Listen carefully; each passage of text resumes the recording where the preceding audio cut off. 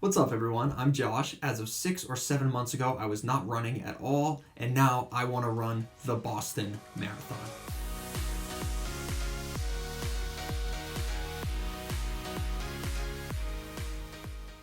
Now, why do I want to do this? Okay, so I was a high school runner for my junior and senior year. I did cross country and track, and I'm 23, so that was 6 years ago now.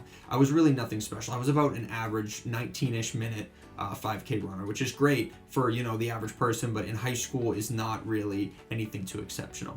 And so then after that, I went to college, and I kind of lost the habit. And I felt like I lost a big part of myself.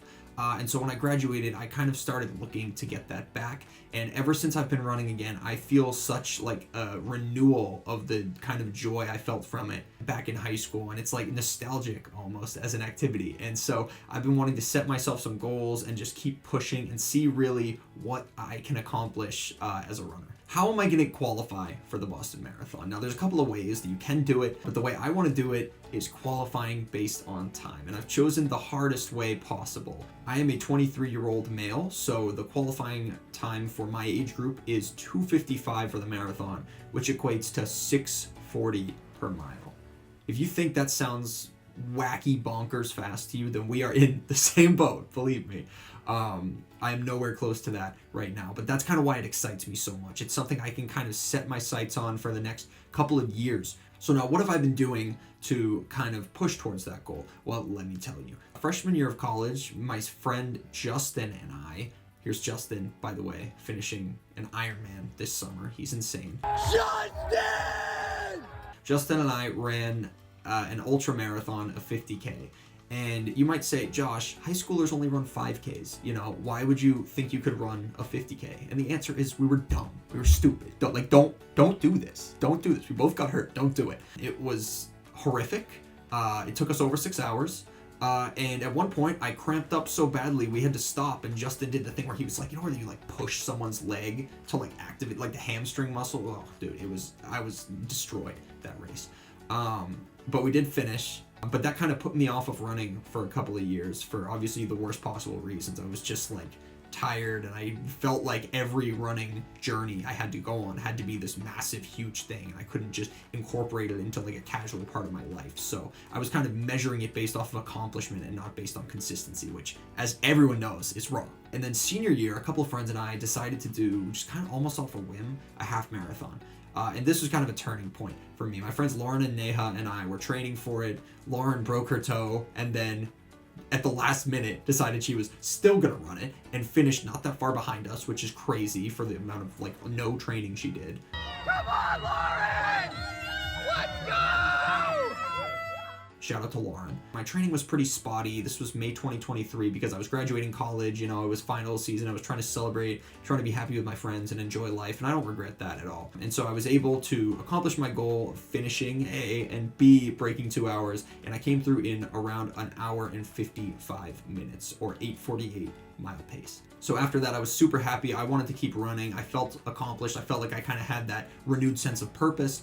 But then after that, I got a new job, which was an incredible opportunity, and I'm still to this day so glad I did it.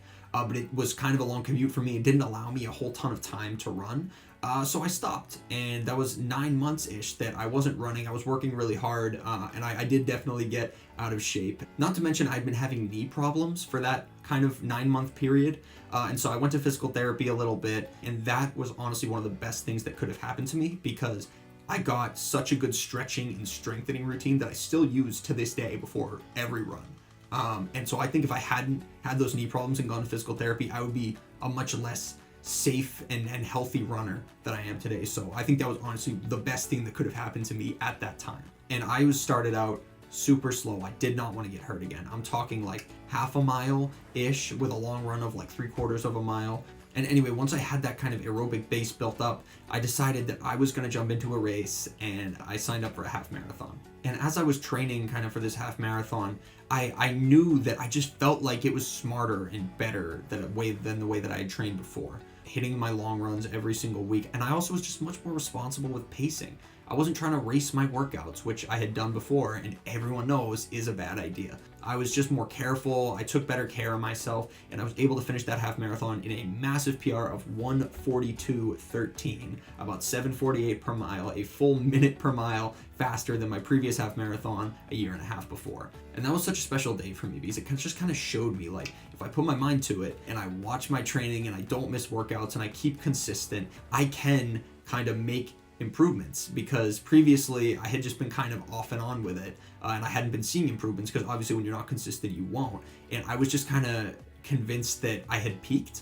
And so after that half marathon, I decided to get right back into training, but I didn't want to run another half marathon because it was November, getting into the cold months of the year. I live in Massachusetts. It's really cold here. It snows. I did not want to be doing half marathon style long runs in the cold and the snow. So 5Ks sounded a lot more my speed. I could get my speed up.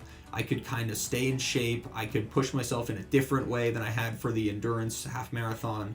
And I could just kind of prepare to run a faster half marathon time come spring.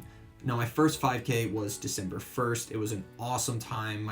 Some of my family was there. Awesome course. It was, the first mile was uphill, and I was like, well, it's over. You know, I felt my legs going. I started too fast. The first mile's uphill. It's over for me. And then it was not, because the second and third mile had a lot of downhill and not a lot of up. So that was just massive to get me back into the race. I can kind of take advantage of my longish strides and just power down those downhills. And I managed to finish in about 20:11, which was massive for me because my goal was just to be sub 21. So to be almost sub 20 felt like I was way ahead of where I thought I would be at that time. And it honestly made me very bold to be like, you know what, let's see if I can break 20 before the end of 2024.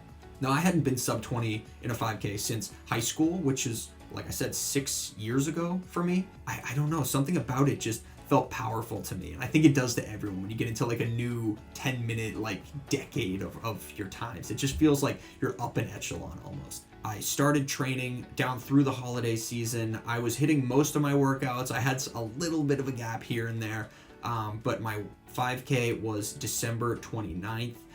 It was a little cold, a little misty. The course was a little more rolling hills than I had hoped, but I did stick with the guys ahead of me. Without them, I probably would have crumbled, but I managed to come through in 19:45, which was so validating. And you may notice I've worn the same Harvard Athletics shirt for most of these races I'm showing you, and I'm not a Harvard runner. I did not go to Harvard. I'm not trying to cosplay as a Harvard runner, but let me tell you, this shirt is the most lightweight, the most comfortable, the most absolutely lovely running garment I have ever owned. So it's become almost like a lucky charm for me that I wear this to races and I do better than I thought. And it is unbelievably comfortable. So I will keep wearing it and I'm not going to apologize. Okay, so what's next for me? I'm training right now for the Run to Remember. It's a half marathon in May. It's the one I ran actually 2 years ago in 2023, my first ever half marathon. And I'm excited to kind of tackle it again, but this time as a much smarter, much better, hopefully much faster